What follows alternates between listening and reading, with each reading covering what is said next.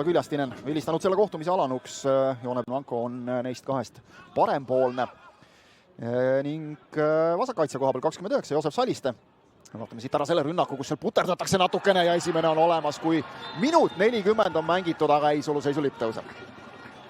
Kontrollitud ka. Siit kas me näeme? Jah, seal on suluseis küll. Tundub selle Musa Sambe saab jälle oma võimaluse. Tuleb siit jällegi tsenderdusse ja tuleb küll üle kõigi meeste peade ja Otto jalale. Otto hakkab siin kahe mehe vahet konksutama ja kas mängib ennast löögile ka vasaku jalaga.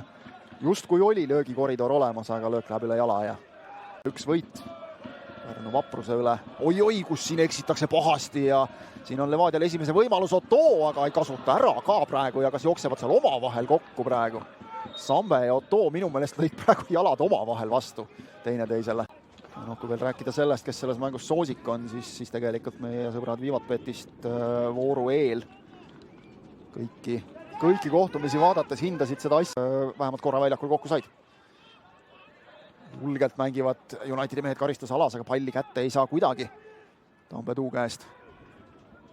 Tambetuu otsib, aga ei ole kellelegi sööta. Nüüd leiab kasti joone pealt Roosnupu, aga Roosnupp jääb seda palli sättima.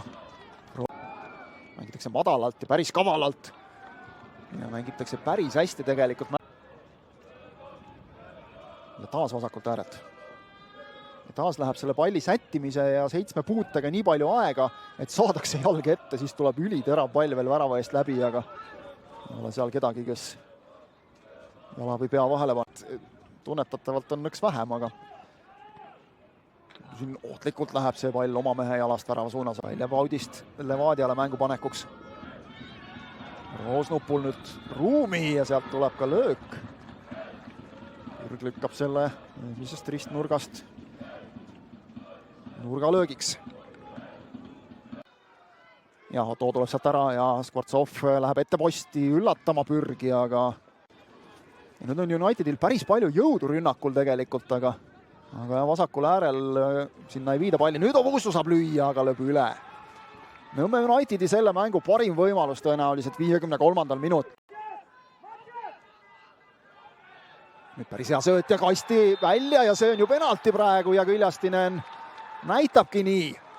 Nõmme Unitedile penalti surub ennast jõuga karistusalasse välja.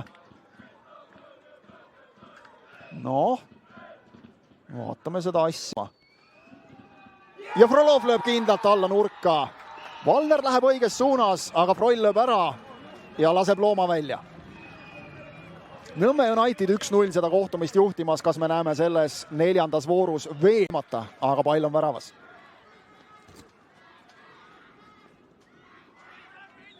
United topelt vahetust ka tegemas, Egert Õunapuu tuleb, Samuel Merilai tuleb. Ja vaatame nüüd, kes tulevad ära, Mätas on 1. Et üldse nagu praegu siit vasakult äärelt proovitakse kõvasti, aga et Skvortsovile ei anta üldse, kellel võiks ju ka seda teravust olla küll ja tagumisse posti, mis tsenderdus või asi see nüüd oli täpselt Roosnupult, mis niimoodi keerama hakkas lõpuks. Olla mees, kes sealt Järvelaidu ette võtab. Tulebki tsenderdus ka, Palts lööb selle klaariks ja Pegaršvili jõuab pallini esimesena, aga kaotab selle siis Salistele kaugelt madal löök, aga Ainsalu lööb selle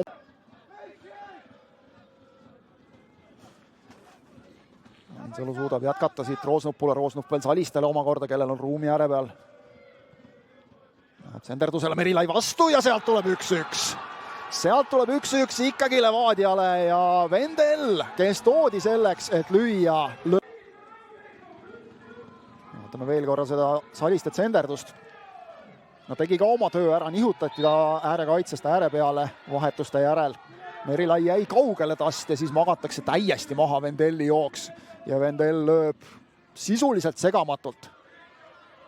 5 kasti joone minutit, aga tuletame meelde, minimaalselt 4 minutit. See 4 sobib praegu isegi, ma arvan, Unitedile rohkem. Liiv eemalt, aga selle laseb veel Kirss läbi mingil põhjusel, kuigi tegelikult Chisala jalast mööda ja Küljastinen ikkagi lõpetab ära selle kohtumise 1-1. Frolov minu juures, Andre, valus kindlasti hetkel, mis tunded praegu hinges on. Juhtisite ju oma jagu, aga löödi ikkagi lõpuks ära.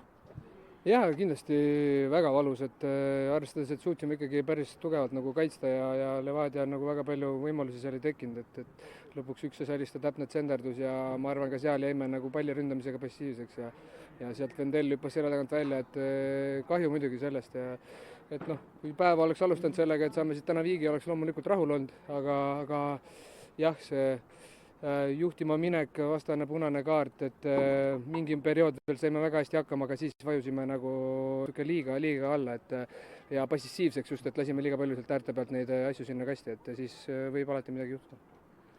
Nagu sa ütlesid, teine poolek tegelikult kuidagi alguses Levadia surus, aga siis läks see mäng kuidagi eriti lahtiseks natukene üles selle jooksmiseks, et oli teil täna plaan ikkagi ka see, et ei tule siia nagu ainult kaitsesse istuma, vaid mängima ka ikkagi, mida siis teisel poolel õnnestus natuke paremini teha kui esimesel?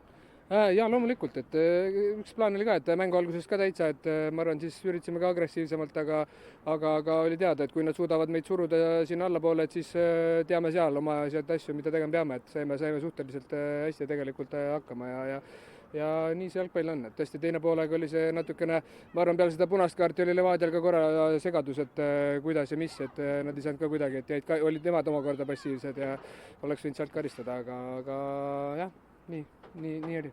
No nagu Andre ütles, et nemad oleks enne mängu öelnud, et üks punkt antakse, oleks vastu võtnud, praegu on väike pettumus teie jaoks, ühtpidi pettumus, teistpidi hea, et sellegi kätte saite 10 mängides. Jah, kindlasti, ma arvan, väga sihuke võitluslik mäng oli tegelikult, väga palju vilesid, väga palju vigasid, et pluss ma arvan, et me teadsime, et ülioluline hoida taga nulli selles mängus. Kahju, et ei suutnud, aga kindlasti järgmine mäng juba anname selle koha pealt endast parema, et alati peab taga null olema sellistes mängudes, et siis sa hoiad enda need 3 punkti võimalused kogu aeg, ma arvan, heas hoos, et see on hästi oluline ja ma arvan, et jah, ma kiitus ka Frolovile ja Beglaršvilile, et siiani mehed on väga heas vormis, et ma arvan, tänu neile tegelikult see olukord seal ka tekkis, lihtsalt me peame rohkem valvsad olema.